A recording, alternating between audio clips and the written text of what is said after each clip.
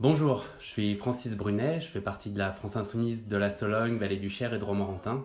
Et aujourd'hui, j'aimerais vous communiquer notre point de vue concernant le 17 novembre et la journée qui va montrer le mécontentement des Français lié au matraquage fiscal en particulier sur l'essence. Ce qu'il faut savoir, c'est que la justice fiscale va de pair avec la transition écologique et que ces deux principes sont complètement liés.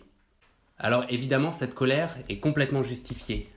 Elle va avec une essence qui a énormément augmenté, en sachant qu'il n'y a que 20% de la part des recettes fiscales liées à l'essence qui vont à la transition écologique. Donc faire croire aux Français qu'il y a un lien direct entre la hausse des prix à la pompe et la transition écologique est une vaste blague.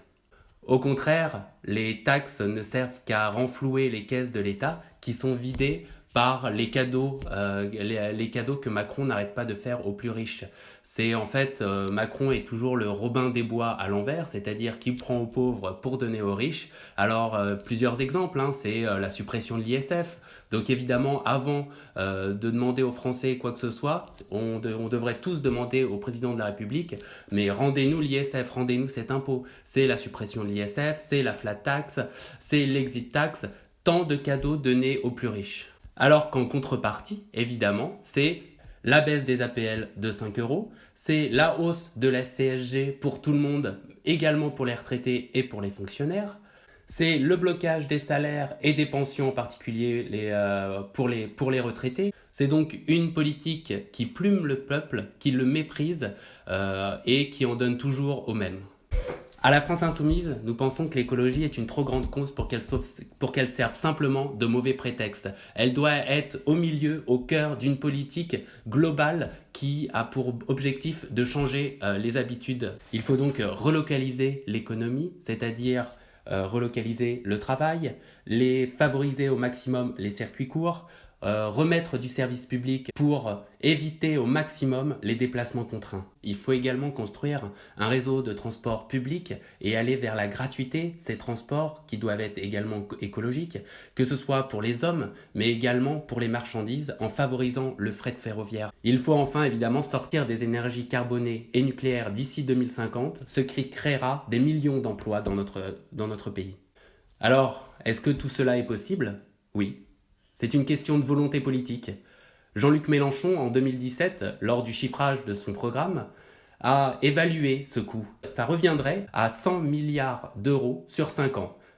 Comment le financer? C'est très simple. Il suffit déjà de récupérer les 80 milliards d'euros d'évasion fiscale par an.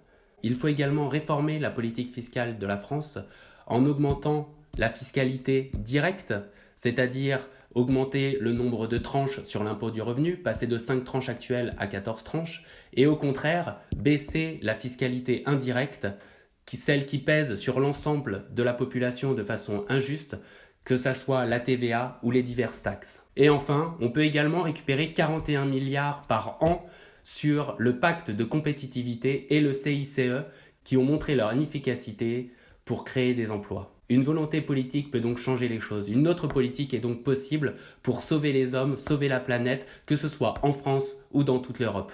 Toutes ces mesures faisaient partie du programme de Jean-Luc Mélenchon en 2017, L'Avenir en commun. Nous défendrons également les mêmes mesures concernant les élections européennes qui auront lieu en mai 2019. Je vous donne donc rendez-vous. Nous serons dans plusieurs villes, à Salbris, à La Motte-Beuvron, à Romorantin, pour distribuer un tract qui résume exactement ce que je viens de vous dire.